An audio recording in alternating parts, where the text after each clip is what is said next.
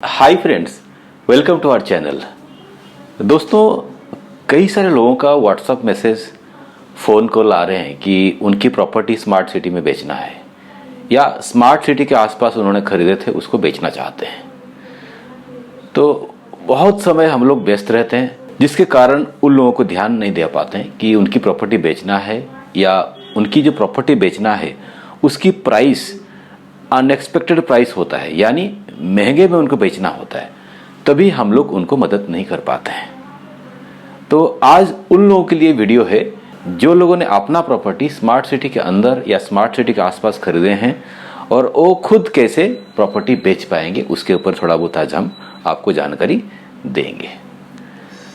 दोस्तों, सबसे पहले आपने जो प्रॉपर्टी स्मार्ट सिटी के अंदर या स्मार्ट सिटी के आसपास खरीदे हैं उसकी प्रॉपर डॉक्यूमेंट्स इकट्ठा करिए।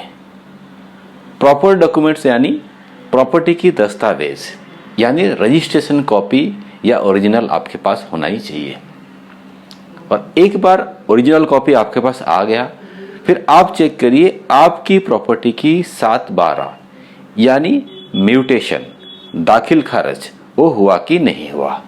यदि हो गया तो आपको ऑनलाइन प्रॉपर्टी साइट पे दिखेगा कि उस प्रॉपर्टी का ओनर आप हैं। उसके बाद आप क्या करेंगे, सारे डॉक्यूमेंट को इकट्ठा करके एक पीडीएफ फाइल बनाएंगे जो आप आसानी से चाहे मेल या व्हाट्सएप के माध्यम से किसी को आराम से शेयर कर सकते हैं। और जब आपकी ये डॉक्यूमेंट्स रेडी हो जाता है, चाहे एक प्रिंट आउट लेके एक फाइल बना लिए या एक पीडीएफ का कॉपी बना लिए, फिर आपको आसान हो जाता है किसी को कम्युनिकेट करने के लिए, किसी को डिटेल शेयर करने के लिए। और इसके सिवा आपको जहाँ पे भी प्रॉपर्टी आपने खरीदे थे उसकी गूगल लोकेशन आपके पास होना चाहिए। गूगल लोकेशन जब आपके पास होता है, बहुत सारे लोग, इवन मैं भी सबसे पहले गूगल लोकेशन देखता हूँ कि प्रॉपर्टी कहाँ पे है, कौन सी खेत या कौन सी लोकेशन पे है, तभी हमें अंदाज होता है कि उस एरिया का क्या इम्पोर्टेंस है। और प्रॉपर्टी की विलेज की नाम, गूगल लोकेशन, और हो सके तो उसकी कुछ फोटोज और वीडियोस भी आपके पास होना चाहिए। यदि ये सारे डिटेल आपके पास नहीं है, सबसे पहले आप ये सारे डिटेल्स को इकट्ठा करिए। कोई भी प्रॉपर्टी, चाहे लैंड, चाहे प्लॉट, चाहे फ्लैट, स्मार्ट सिटी के अंदर या आसपास जब आपको बेचना होता है, आप वहाँ का रेट पता करिए।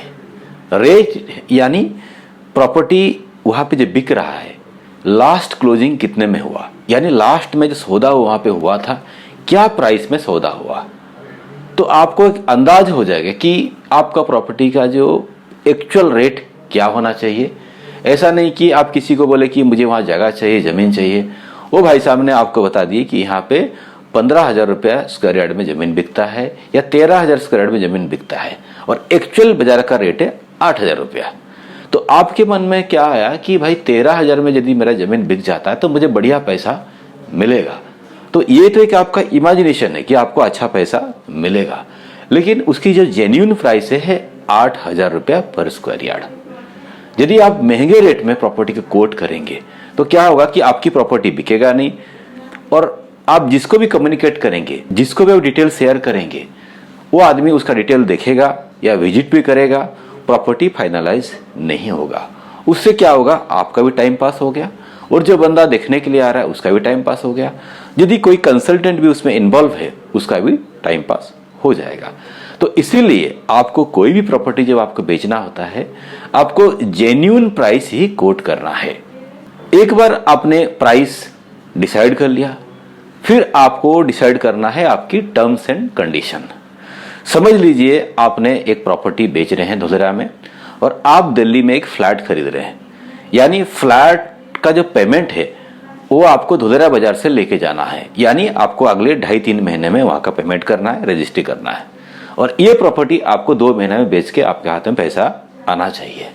तो उस केस में आपको एक टारगेट रखना है कि आपका प्रॉपर्टी 1 महीने में सौदा हो जाना चाहिए। सौदा हो जाना चाहिए मतलब टोकन आपके हाथ में 1 महीने में मिल गया, अगले 1.5 महीने में आपको पूरा पैसा और रजिस्ट्रेशन होगा, और जो 2.5 महीने के बाद आप दिल्ली में जो प्रॉपर्टी खरीद रहे हैं वहां पे आपको पेमेंट 2.5 से 3 महीने में अरेंजमेंट हो जाएगी।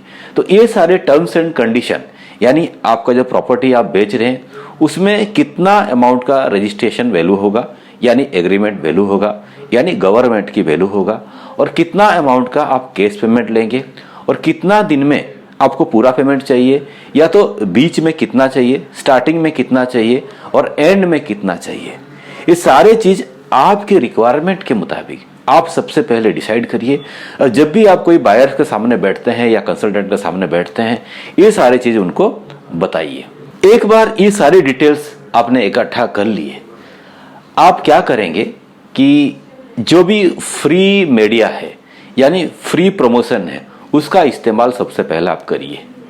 कोई प्रॉपर्टी आपका धोलेरा स्मार्ट सिटी के अंदर है जो एक रेरा वाली प्लॉट है, आपको बेचना है, तो आप सबसे पहले क्या करेंगे कि उस प्रॉपर्टी का डिटेल एक छोटा सा स्टिकर या पीडीएफ बनाइए और उस स्टिकर या डिटेल को आप अपने व्हाट्सएप स्टेटस में भी शेयर करिए, या आपके जो व्हाट्सएप में जो आपका फोटो आता है फोटो के बदले में वो लगा दीजिए।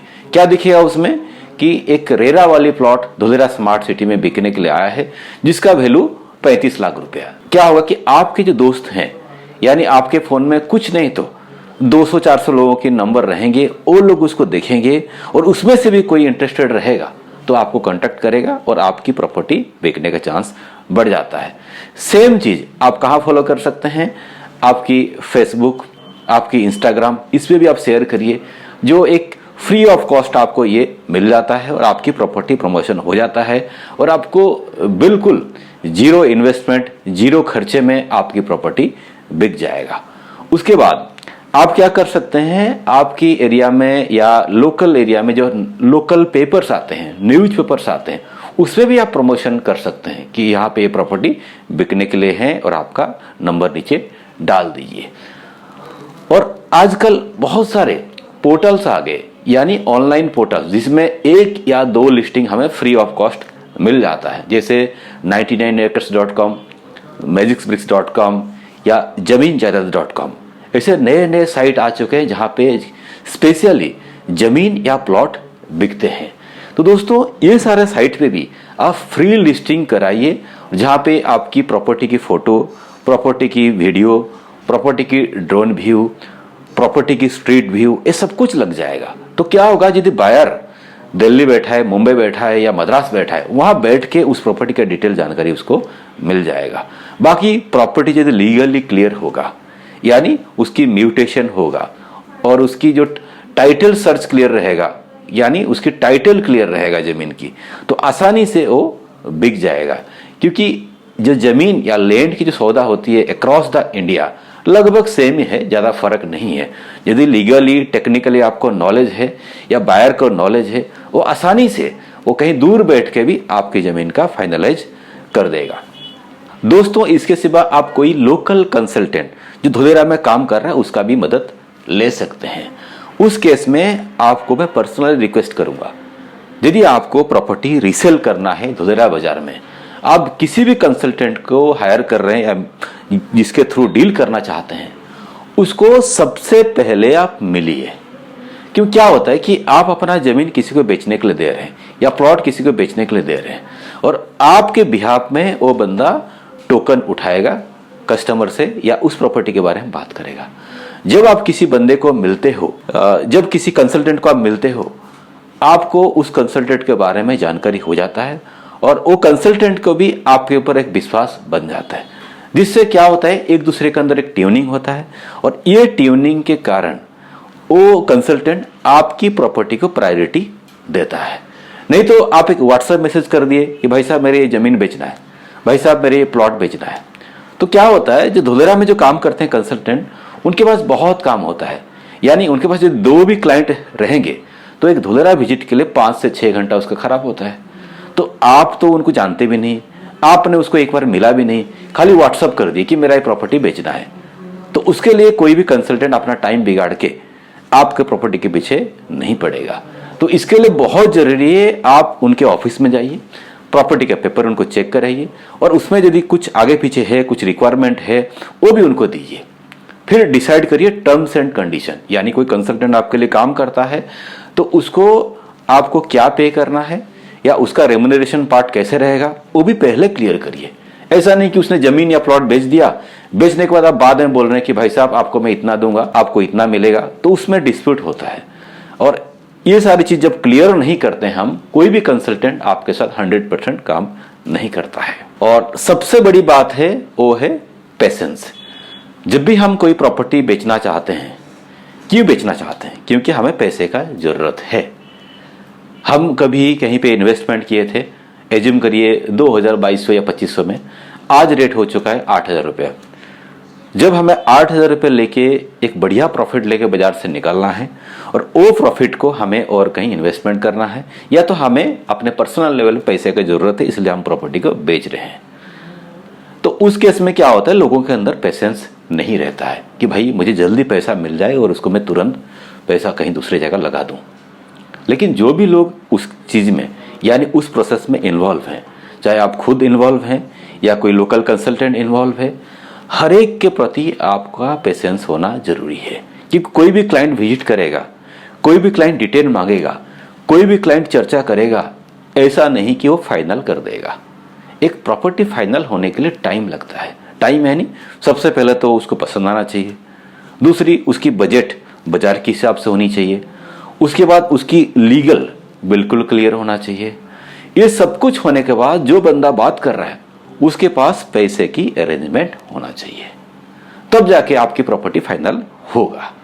और जो कंसल्टेंट इन्वॉल्व हो रहा है या जो मीडिएटर उस प्रॉपर्टी को बेचने के लिए आपको हेल्प कर रहा है उसको भी सेटिस्फेक्शन होना चाहिए, नहीं तो आपका प्रॉपर्टी का प्रायोरिटी बिल्कुल नहीं देगा, दूसरा कोई प्रॉपर्टी की प्रायोरिटी देगा जहां पे उसको बिल्कुल ट्रस्ट है, विश्वास है।